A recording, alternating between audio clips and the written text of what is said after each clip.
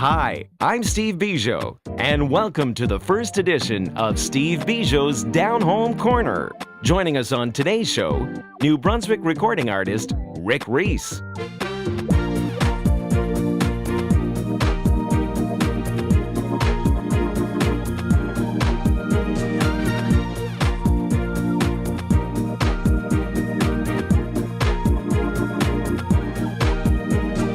Welcome to the program.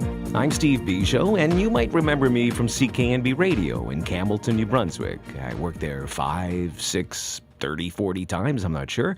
Worked at CHRQ in Listigouche, and of course at CJSB Radio back in the 80s in Ottawa. You know, I miss radio, and I miss being on the air.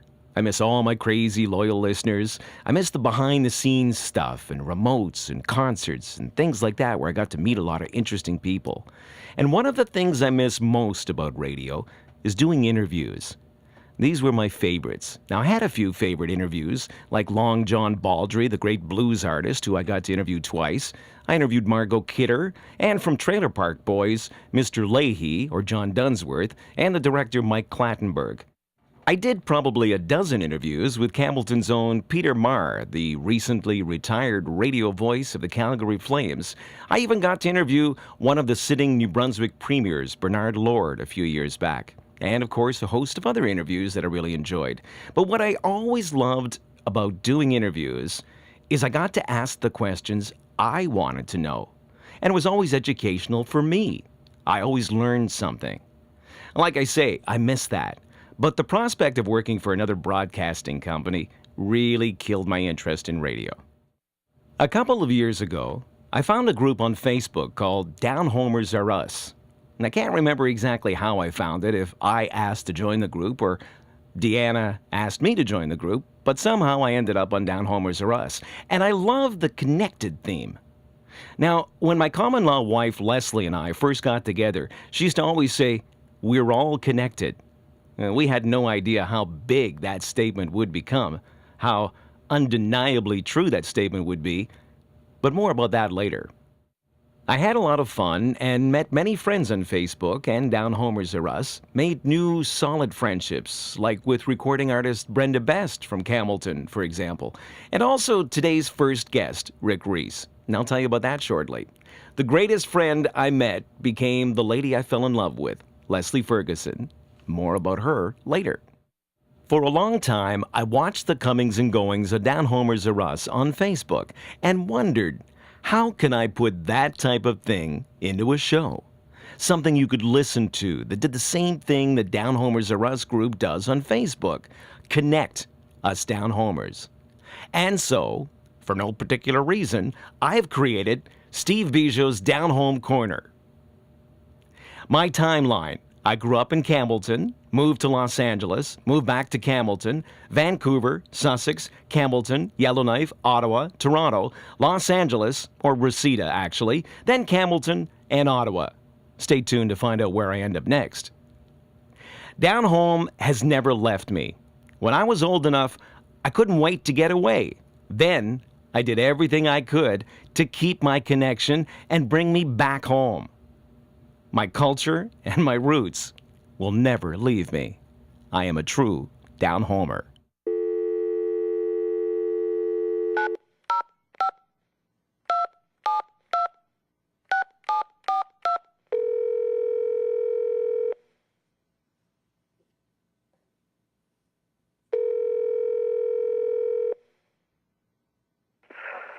Steve, it's Gene. You owe me $10. You know that weird-looking guy from Kiss, the one with its tongue? That's right. Where's my $10? I'm sure you're a powerful and attractive man. See you, bye. Can you understand why I have to go? Can you understand? Even if you don't know, picture me, my moment in the sun, and believe in me when it's all said and done.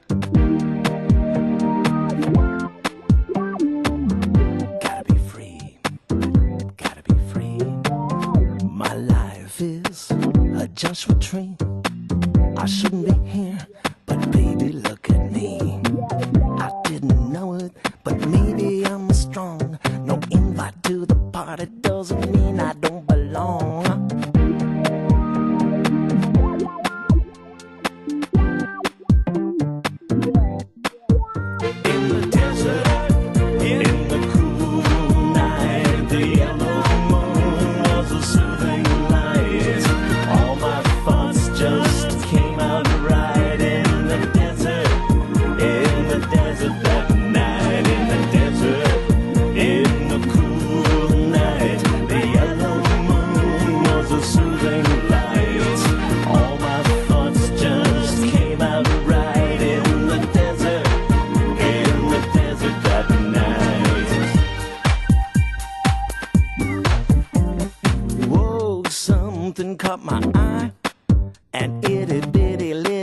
desert went scurrying by, so determined.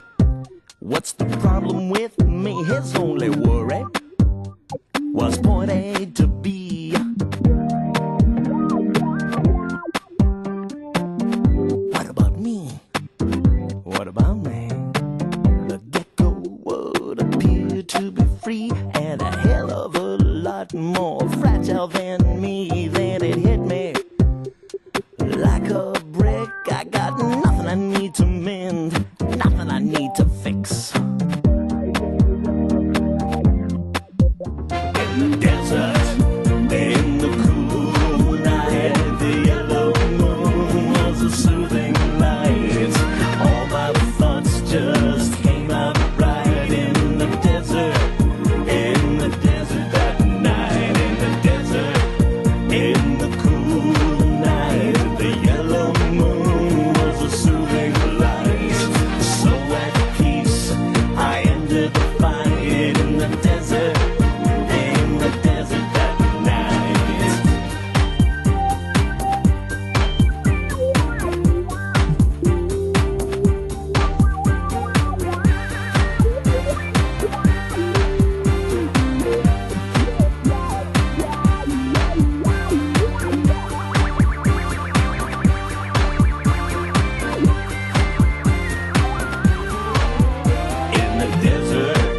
in the cool night, the yellow moon was a soothing light. All my thoughts just came out right in the desert that night, in the desert, in the cool night. The yellow moon was a soothing light. All my thoughts just came out right in the desert that night. I wrote and recorded that song Desert Road in 2003 with producer Douglas Romano in Toronto. Douglas is an amazingly talented producer and a great guy. He's more than that. He's a man who makes dreams become real for musicians and songwriters like myself. And he's gone on to work with superstars such as the Bare Naked Ladies, Alan Parsons, and Justin Bieber, just to name a few. I was lucky to have worked with Douglas Romano all those years ago. But back to the song Desert Road. It was kind of an autobiographical song. It was written after a little mini epiphany I had with myself in the middle of Joshua Tree Park in California. And I wrote from the feeling I had when I was leaving New Brunswick for the first time and moving to California as a 19-year-old. And that leads me to my first guest on Steve Bujold's Downhome Corner. I am from Matheson Street in Campbellton, and so is Rik Reese. Rik and I are two of three professional songwriters from within a 3 or 4 block radius in Campbellton. The third, of course, award-winning songwriter Brenda Best, who grew up on Lily Lake Road. We're looking forward to having Brenda on a future show, but this week it's the Rik Reese Band. Now, Rik is open for rock acts like Nazareth, Blue Rodeo, the Stampeders, and country legends like Toby Keith, Big and Rich, Keith Urban, Dwight Yoakam, Ricky Skaggs, and more. They've had a bit of airplay, in fact, international airplay, from their multi-award nominated album Mama Raised a Good Boy, and they've logged over 28,000 kilometers, bringing their shows to people and happy fans all across Canada. All right, with me on the line on Skype, Rik Reese from Moncton. Hello, Rik. Steve, how are you, man? I am good. It's good to finally meet you, at least this way, if not in person yet. No kidding. We've done the Facebook boogie for almost a year now. Now, I was going to ask you at the beginning of this to qualify as a down-homer. Give us your timeline and kind of where you grew up and where you are now. I grew up on Victoria Street, moved down over onto Matheson Street, which I believe is your neck of the woods, right? So we might have crossed, or you might have been the guy that tripped me on my bike, one or the other. Went to senior high, left there, graduated, left town, went to Ontario, did the college, university run, found my way back to Moncton. There was a job that landed just at graduation, moved my way back to Moncton, worked here for a while, and then I thought, where is my true passion? Where does it lie? Does it lie in the corporate world with a shirt and tie, or does it lie with a guitar strapped around my neck? And that's exactly what happened. So I moved on from the corporate world, and here I am playing music. Now, when did you know, at what point in life, at like what, not necessarily the exact age, but when did you know you were going to be a musician? Well, you know something, Steve? I mean, I got, I did like everybody else. I'd go through the Sears catalog, dreaming of all the guitars that were in there, and got them for Christmas and whatnot. Played some music with the Best family. There's a name that you probably recognize. They gave me my first crack at the kick at the can. I auditioned for a spot after Brenda left, and got that role. So that kind of gave me the bug. But I've always had a guitar, like, man, if you look at the Mama Raised a Good Boy album cover, there's me dressed as a cowboy hat, and yeah. So I've always wanted to play music. So you were kind of a replacement after Brenda Best left the band? Yeah, she left. She was heading to, I think, Virginia, moving on to other things. And I went to high school with her nephew, Raymond, who was playing in the band. So he says, well, why don't you come over? We're having a jam tonight. So when you got to go home to do homework and you hear the words, come on over for a jam, you know which one you pick, right? Let's do the jam.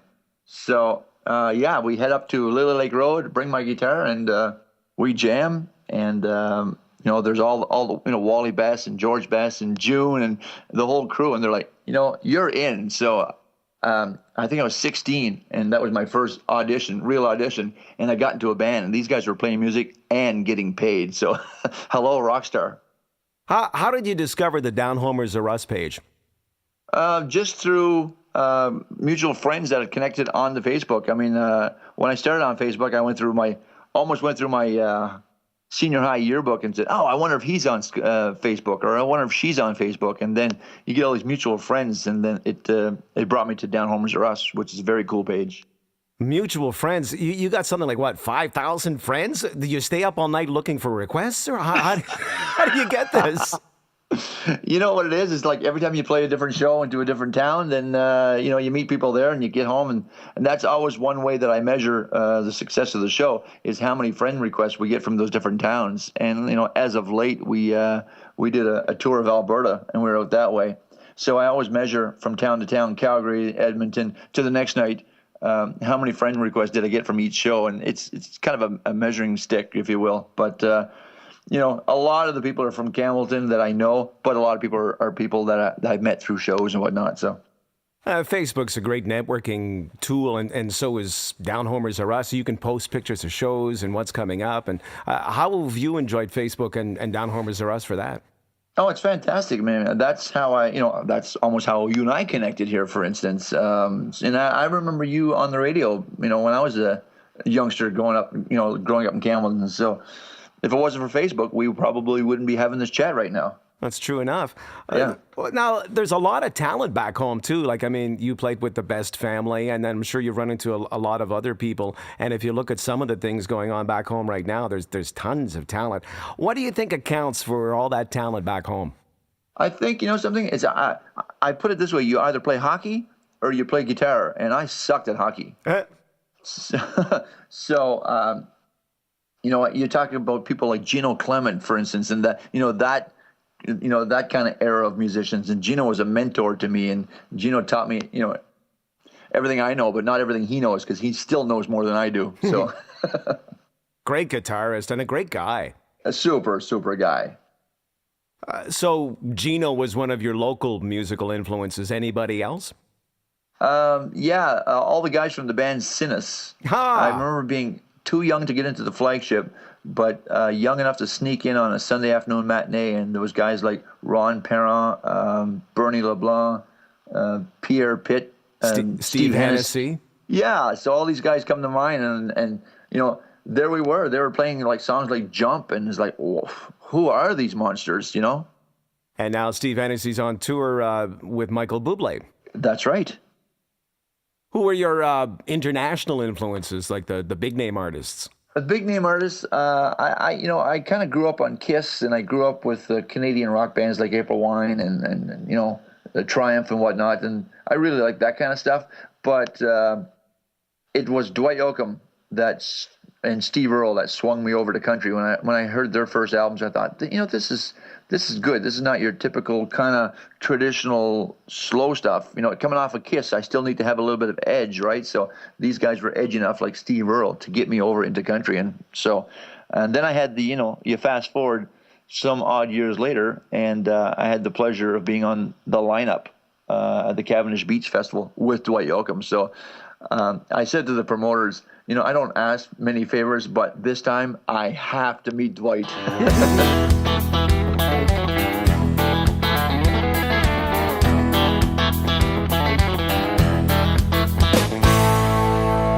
There's rain on the windshield, just like a teardrop in my eye. It makes it hard to see what you say to me is true, old pack of lies. I just want to put my arms around you. I only want to see you smile. But I know by the way you're leaving me, you're living for a while. And like a long white line down the highway, you'll be long, long gone. And like a train on the June rails, rolling in the night. The only thing I know, you gotta have the coal to keep the fire burning bright. I work long, hard all week. I never get to sleep till noon. But the moment I see you walking out the door, won't be a moment too soon. And like a long white line down the highway, you'll be long, long gone. And like a long white line down the highway, you'll be long, long gone.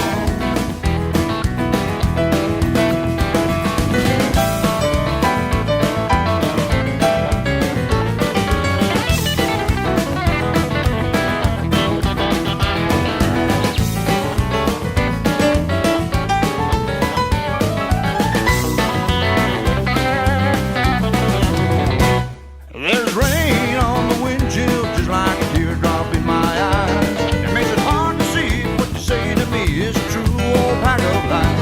I just want to put my arms around you. I only want to see you smile.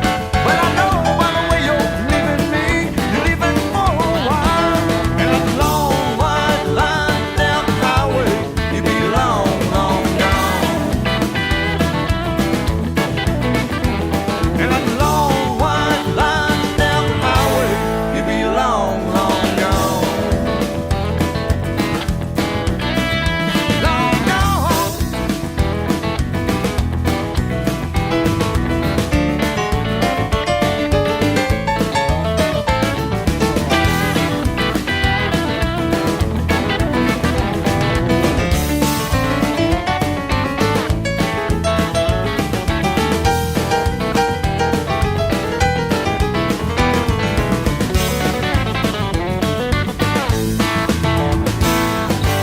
I've often found when people compare me to somebody, a lot of times they'll prelude the sentence with, "Don't take this the wrong way, but you remind me of," and I've never taken it the wrong way because it's always somebody really successful. Yeah. But do you get a lot of comparisons to different artists? Visually, I get people saying, "You look like Ronnie Dunn. You remind me a lot of Ronnie Dunn." Vocal-wise, when I put the first CD out, the Mama Raised a Good Boy album, and I had some reviews from a Canadian magazine called Country Music News, another review on the album from Maverick magazine. They're out of the UK, and I'm sure each of the editors or the reviewers of those magazines don't know each other, but they both come up with the similarities in the reviews, saying you sound like Travis Tritt. You've got that Travis Tritt sound. So, hey, I will humbly accept that that comparison. Oh, for sure. Yeah. I've always got because of the passion and the energy, a little bit of a Tom Cochrane thing that I see in you. Oh, is that right? Okay, there's a good one, a Canadian boy. Like the working man kind of musician, you know what I mean? There you go. Well, something, one of my local regional influences was Matt Minglewood, right? So when I first snuck into the Memorial Gardens after school one day and saw them setting up, I had to go to that show that night. And there was Matt Minglewood. So I thought, this guy is great. And I became a Minglewood fan. And then I had the fortune of opening for Matt at 5 different shows over the last few years. So that was cool. So I've had people say you're kind of the modern day Matt Minglewood of the East Coast. Well, there's another huge compliment. Absolutely. I had a chance to party with Matt Minglewood at that show after the Gardens. I think you're talking about. Is that right? Great bunch of guys, and I love the harp player in the band, Enver Sampson, and I said, hi, my name's Steve. What's yours? And he said Enver, and I go, what? He goes, Enver. I go, Enver. Oh, I got you. Right. But they were such a fun band, a real cool rock and blues country band, you know. Absolutely. And there's another Campbellton connection while we're talking about it. The drummer for that band, Bob Wood, was from Campbellton, right? Absolutely. That's true. I'd forgotten about that. But yes, Bob was from Campbellton as well. That's it. And you're talking about Enver Sampson.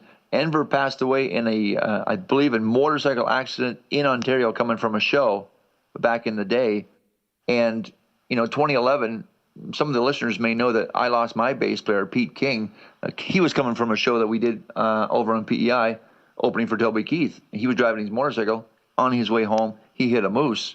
So sometime a few months after, I had a show with Matt, and he come up and said, Rick, I'm sorry to hear about Pete. So there's a guy who sees thousands of people, very busy guy, but he heard it through the news, and months later when I opened for him, he remembered to come up to me and say, I heard about Pete, and I'm sorry about that. So that speaks a lot of his character as well, right? Yeah. So I probably, because there was a similarity, we had that little connection where he lost a member on the road, and so did I, perhaps.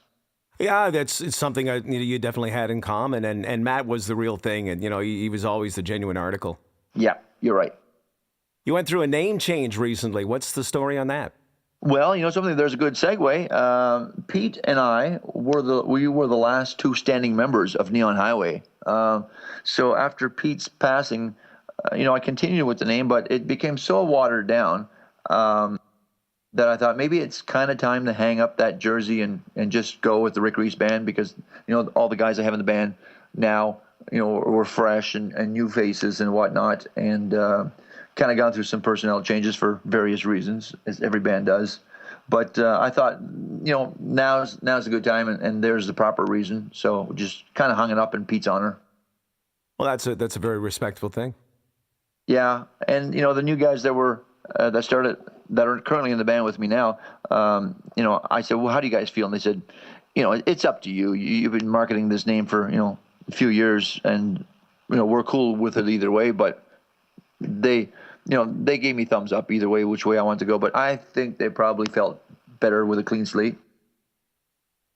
Now, this Alberta tour seems to be a big breakthrough in a lot of ways for you. I'm sensing you've kind of turned a corner, or you're riding a wave on this.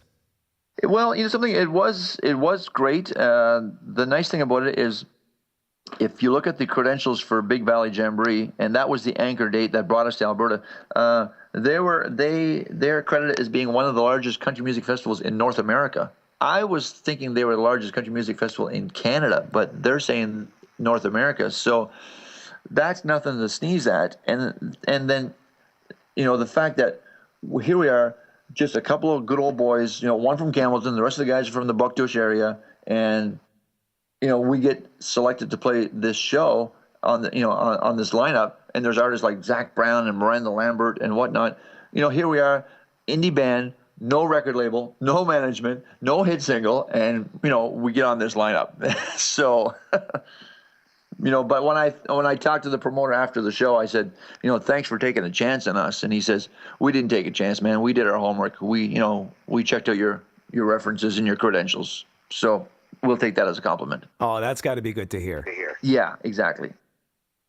Do you meet a lot of down-homers on that tour? Something? When for the big finale, I took out the fiddle and I did a traditional kind of Newfoundland tune, Drunken Sailor. And I thought, if this is a good place to do it, let's try it here.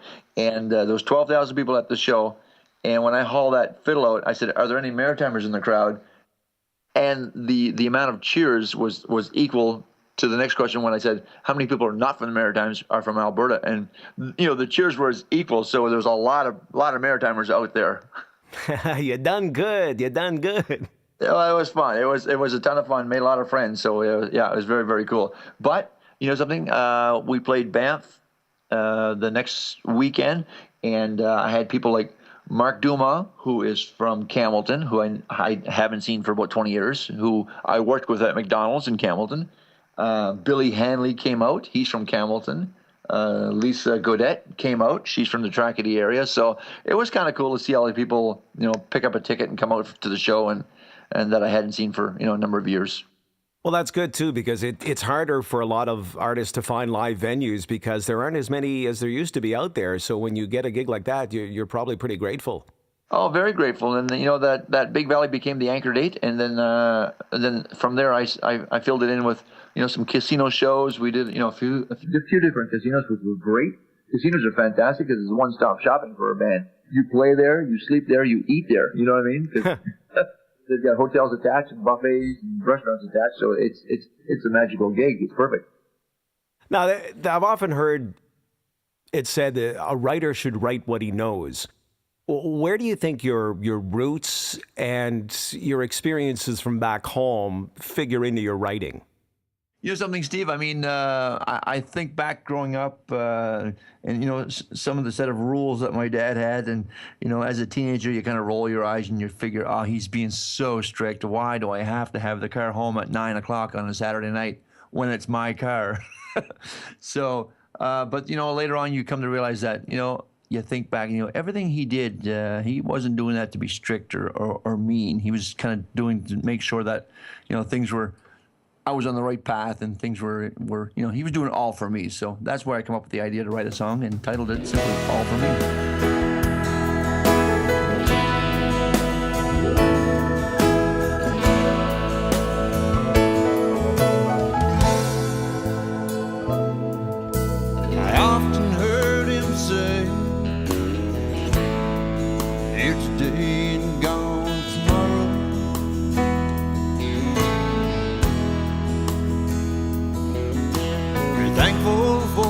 Time you have, every day is the time we borrow.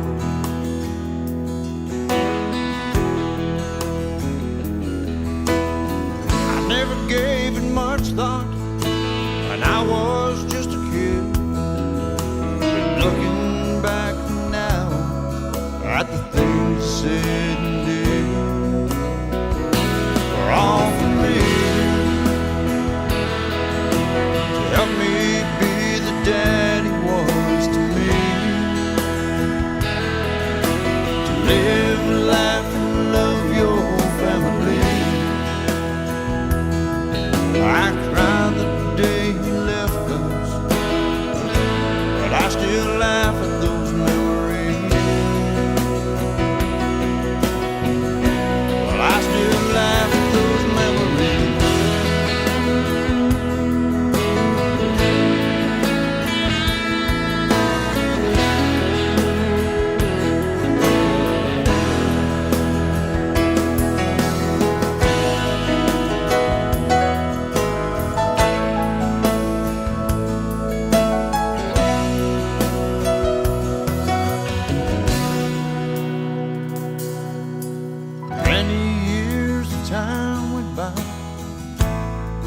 With a family of my own,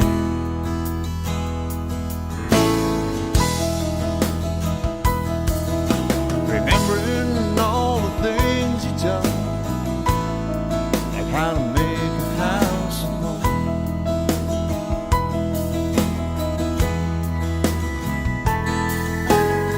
I'm sitting on the front porch, my son has since moved on.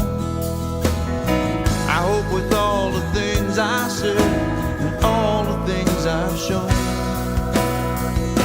are all for me. Help me be the dad he was to me, to live, laugh, and love your family. I cried the day he left us, but I still laugh at those memories.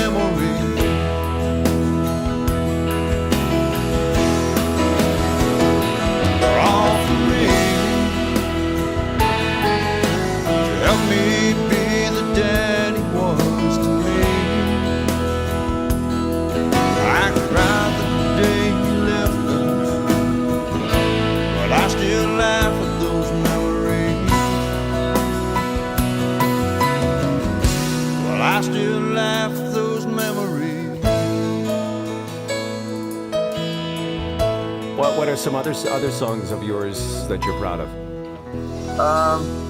Well, some of them were flukes. Some of them were like, I was playing a show one night and somebody kept screaming out, play some blues, play some blues. I'm like, dude, we're not a blues band, we're a country band. Come on, play some blues. So I looked at the band and said, okay, guys, key of C.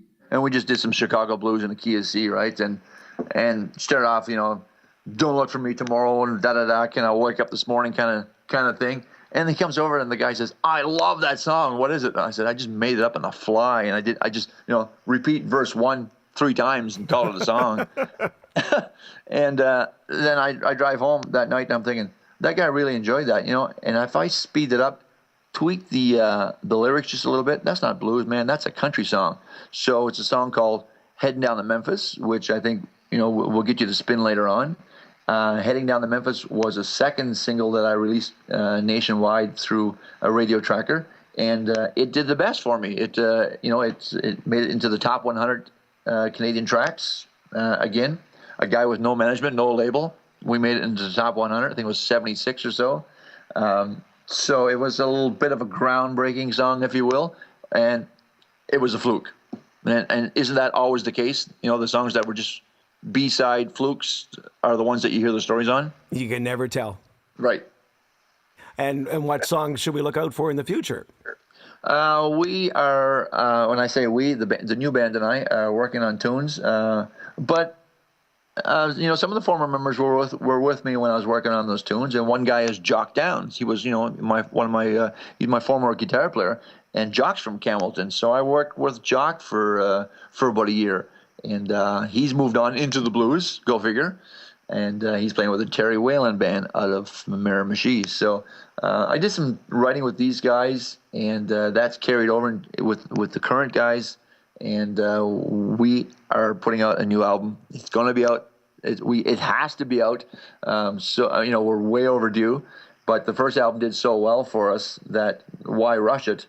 But nonetheless, the new album's going to come out, and we've. The goal is to have it out early 2015, get some traction on it, because the CCMAs are coming to Halifax in 2015. And you want to be there. Oh, absolutely. It's a must. So a new album in the future, hopefully early next year. Any other plans for the Rik Reese Band? Another Alberta tour or two. And then we've got some UK stuff in the hopper. And this is probably the first time I've leaked this much information on that. So so you're not only a good radio guy, you're a good PI, you're a good private investigator. You get that out of me. You heard it first here on Downhomers Are Us, folks. So we've got that on the go. The new guys are excited, being well received, and it's just nothing but good, and we're paying the bills, we're making friends, and we're staying happy. And I've got to mention this one little piece. What convinced me to leave a 6-figure digit job to go play music, and I laughed at first. I said, I left $100,000 to go play for $100 a night. What am I doing? Sounds right. Yeah, and that's what it was at first, right? So, but what motivated me to do that is I was working with a former boss of mine who passed away, and he wasn't well, and he and I were on a business trip. And I was driving his vehicle because he wasn't feeling well. And he says, Rick, let me ask you a question. If you could have your dream job, what would it be? And I instantly, without even thinking, said, I'd be playing music. And I thought to myself, that's probably not a good career move. Me telling the boss, I wouldn't be doing what I'm doing now. I'd go play music. And you know what his reply was? He looked at me and he says, Rick, then why aren't you? Don't live with regrets. In fact, you start next week. Pull over, you're now walking, you're unemployed, yeah. Well, listen, Rick, I really appreciate you taking the time out to, first to do this and to take a chance on this. I appreciate you with a new show and everything. What would you like to see happen with this show? You know something? It's a great initiative. It's fantastic. What I would like to see is how about every artist or every person that you interview, that person will refer or recommend the person for your next show. Like the Ice Water Challenge. Yeah, well, kind of, right? And then that way, it keeps the ideas coming to you, and it also, like I mentioned, who did I mention? Steve Hennessy, and you said, oh, yeah, right, I forgot about that guy kind of thing, right? So it's just a nice way to kind of promote each other, if you will. All right, I like the idea. So is it Steve Hennessy you're going to suggest? I'd like to recommend Steve, but you know who I got to recommend? I got to recommend Brenda Best. Okay. Yeah. I got to recommend Brenda, and if it's not Brenda, then I got to recommend, man, there's 100 people I could do, but why don't we say Gino, because I remember there's a lot of snowstorms. Gino walked, across the bridge to teach me guitar lessons, so he's a hell of a guy. Well, I'll show you the enterprising kind of guy I am. I'm going to go after all of those people. Oh, nice. I appreciate that. And now we've shamed them into coming on the program, too. Thanks, Rick. Appreciate it, Steve.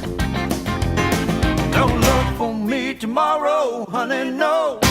Don't you look tomorrow night. Don't look for me tomorrow, honey, no. Don't look tomorrow night. And I'll be heading down to Memphis. I'll be gone come morning light.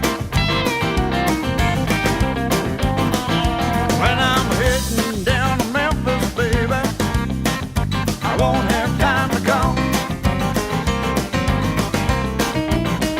And when I'm heading down to Memphis, baby, I won't have time to come. And I'll be coming down the highway, just having myself a ball. Standing at the crossroads, I was 61, 49.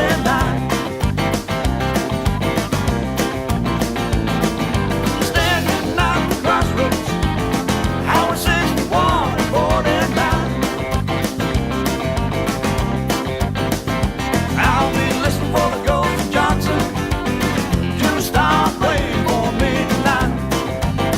Oh, give it to me.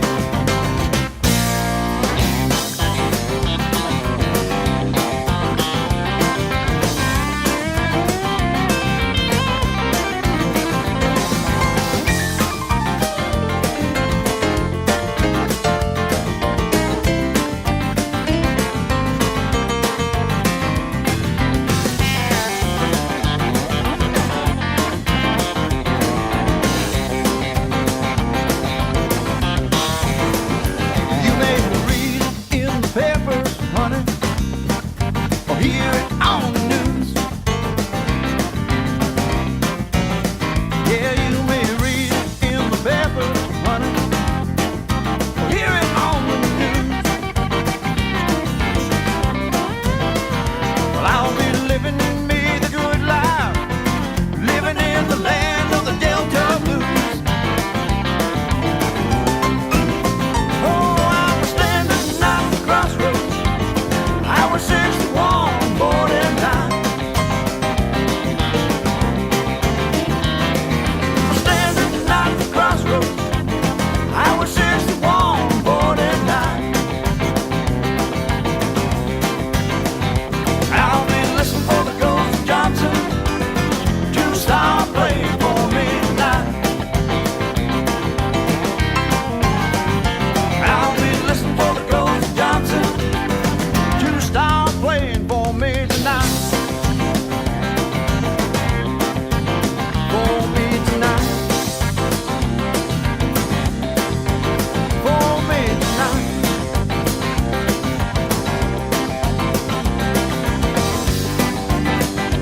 Oh, so long, honey.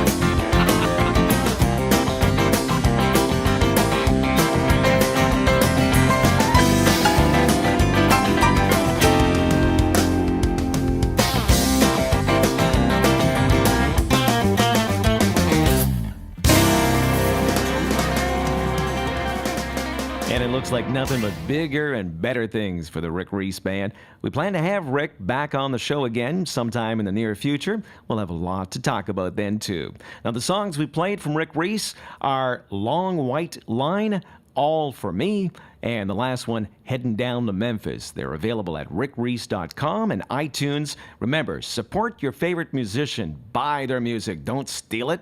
You could be investing in their next hit record when you purchase a song. I'd like to play for you now a song I wrote with Leslie Ann Ferguson. It was inspired during the Holy Wars on Downhomers or Us a couple of years ago.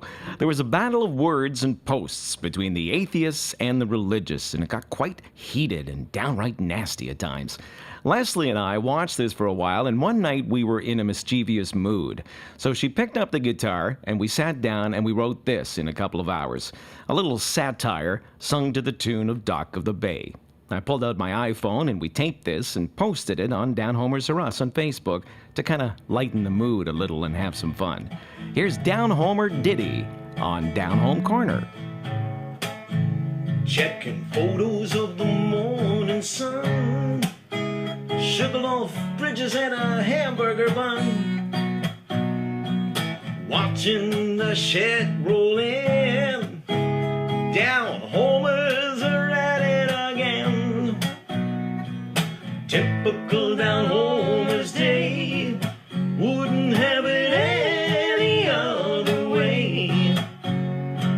Typical Downhomers Day, wasting time. I left down home, till I stumbled on the inner sight. An awful thing, but I can't leave it alone. What a way to spend my Friday nights. Typical Downhomers Day, wouldn't have it any other way. Typical Downhomers Day, wasting time.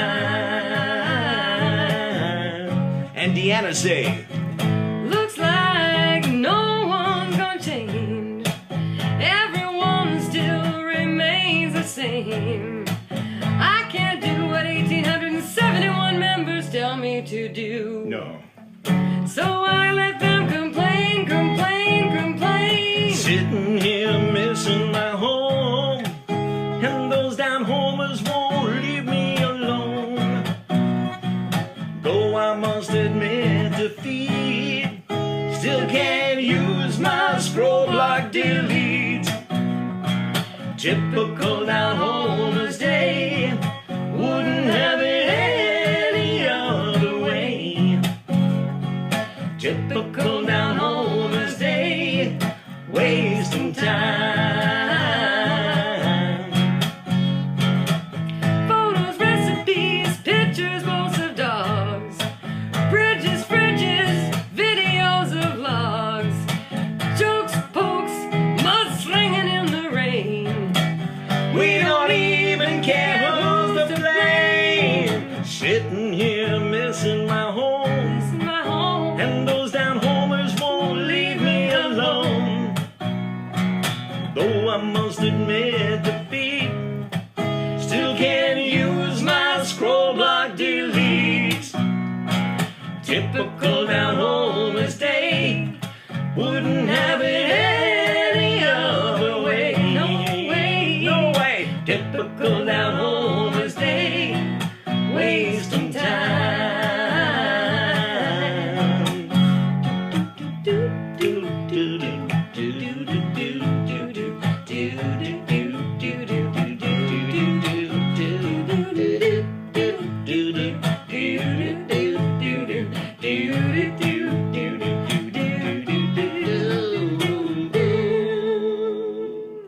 I'd like to dedicate this first show to two people. My father, Leo Bujold, who passed away a year ago this week, and Dad was well known in the community, served the community for many, many years back home in Campbellton, was known as the Pepsi Man to a lot of people because he worked for Pepsi Cola for many years. And out of all the tributes and nice wishes that our friends on Downhomers or Us posted after his passing, the one that stood out most to me is they said, "Another Campbellton original is gone." And I thought that was one of the nicest tributes you could give to my father because he certainly was a Campbellton original, and we certainly all miss him. So we want to dedicate this program to him. But to kind of close off our show this week, Downhomers have always been known for being great storytellers. So I'd like to end our first show with a story. Everybody has a story, right? And we're all connected. Now see if you can spot all the connections in this story. My beautiful lady Leslie and I met on Facebook. Downhomers are us, to be exact. And since I got in from work at 3 a.m. most nights, and she had insomnia, we often ended up on Facebook in the middle of the night when nobody else was. And on our friends list, we happened to notice that little green dot, and one of us contacted the other, and a friendship began. Now check this out. Both of us were from Campbellton, both singers. We sang on the same stage at different times, played with the same musicians in Campbellton at different times, did Christmas telethons different years, never met, until we hooked up for dinner and met for the first time while we were both living in Ottawa. Now you'd think our paths would have crossed somewhere in there back in Campbellton. We had scores of mutual friends, but no, we met in Ottawa. Our relationship developed pretty quickly, and we fell in love very quickly, and we spent most of our time together, in fact, not much time away from each other in 2 years. One night early in our relationship, Leslie asked me to read to her. Now, for those of you who aren't romantics, reading to your partner is a very romantic thing to do, by the way. Now, reading to her an article from the Campbellton Tribune I had written, in the middle of it, she suddenly started to cry. But she reassured me it was a good thing. You see, she had just made a connection between my voice and her childhood. When she was a little girl, she used to hide away sometimes in her bedroom and listen to the radio. She said there was this announcer that she used to listen to. He's a friendly voice and a little bit wild and crazy. Okay, a lot wild and crazy. Leslie was emotional telling me this when I was reading to her because she realized that I was that voice from her childhood back in Campbellton. I was that same Steve Bujold from CKNB Radio, and I was one of her happy childhood memories. She described things about what I did on the air that only somebody who listened back in the day would have known about, like all that wild format breaking and crazy, silly things I did on the air. But I marveled at her describing them, and I fondly remembered all those teenage announcer antics. I had fallen in love with one of my fans from 30 years ago. Now, if the story ended there, that would be a great story. You know, two people from Campbellton would meet, fall in love in Ottawa, and find out all these coincidences after their relationship began. Now, that would make a pretty cool story, don't you think? Well, there's more. An even bigger, mind-blowing tale. And as that man on the radio used to say years ago, and now, the rest of the story. Around 5 weeks or so after Leslie and I became a couple, she was on the phone with her mom, Elsa Ferguson, who was back in Campbellton. In the middle of the phone call, Leslie stops and asks, "Was your father ever in a car accident?" Well, taken back a little, I smiled. I said, "Yes, when he was 18 years old." I was surprised and curious that Elsa knew about the incident. She must have a good memory, I thought, but I had no idea how good. This is what my father, Leo Bujold, told me about the accident. He said, it was Christmas Eve 1952. The boys at B.E. Netto, or Netto's Beverages, the local Pepsi bottler, had just finished all their deliveries for Christmas. And, at the insistence of owner Ben Netto, were having a few beers and heading home to their families after that. Well, afterwards, Dad hitched a ride with two co-workers, Lawrence St. Onge and Lionel Parker. They left Union Street, turned left onto Andrew Street, and began heading towards Rabbittown and Richardsville. They crossed the train tracks when, out of the blue, they hit a train. There were no train signals back in the day, and it all happened, of course, without warning. My dad was sleeping in the back seat, overcome by the 2 beers he had just had at 18 years old, and didn't know what had happened. He thinks the fact that he was feet first when the train struck the car, as well as the seat falling on top of him, may have contributed to saving his life. The other 2 guys were released from hospital the next day with minor injuries. Dad suffered a fractured skull, a broken collarbone, and other minor injuries. He was unconscious from about 6:20 p.m. Christmas Eve until 6:30 a.m. Christmas morning. Now, being Christmas morning, there weren't any doctors around to tell him what had happened. His last recollection was leaving the Pepsi plant, falling asleep in the back seat of the car, and waking up in the hospital. Dad actually got the story from the maintenance man, Mr. Celeste, who came in to check the boilers and the heaters on Christmas morning, that the old steam radiators back in the day. "Oh, you were a lucky young man," Mr. Celeste began, and then he told Dad all the details about his car accident the night before. Anyway, the only effects Dad suffered eventually were blurred vision in one eye, but they eventually cleared up after a couple of years. So Dad made a full recovery. He eventually married my mom, Rose, and had 2 kids, myself and my sister, Lisa. But that night, Christmas Eve, Dad wasn't expected to pull through. He had been given last rites by the priest, and his family had even taken down their Christmas tree in anticipation of bad news. But against all odds, Dad recovered. Elsa Ferguson, Leslie's mother, knew this story, and it wasn't because she read about it in the newspapers, or heard about it on the radio, or even heard about it around town. The reason Elsa knew? She was a 23-year-old nurse at Soldiers Memorial Hospital in Campbellton, and she was on duty that Christmas Eve. My girlfriend's mother was part of the medical team that night that saved my father's life. Leslie and I found this out after we were a couple. It wasn't the way we met. Last year, Elsa and my parents got to meet for the first time, and Dad got to say thanks after 60 years. What an amazing memory Elsa has, and the Bujold family was grateful for a missing piece of our family history. Everybody has a story, and we're all connected.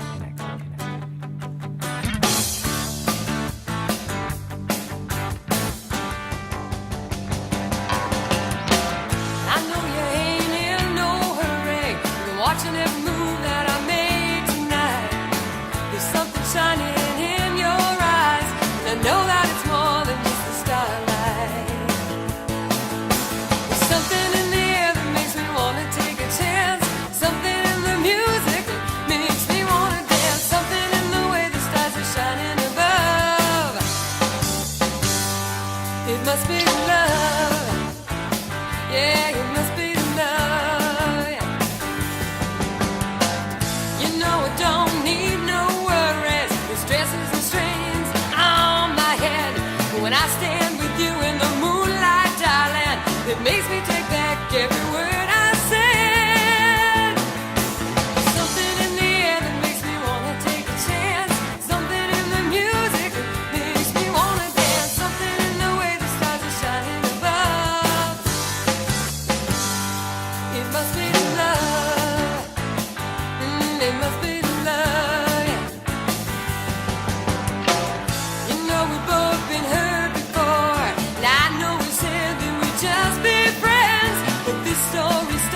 Where that story ended, it's time to take a chance and try again. Yeah, yeah, yeah. Something in the air that makes me want to take a chance. Something in the music that makes me want to dance. Something in the way the stars are shining above. Something in the air that makes me want to take a chance. Something in the music that makes me want to dance. Something in the way the stars are shining above. It must be love.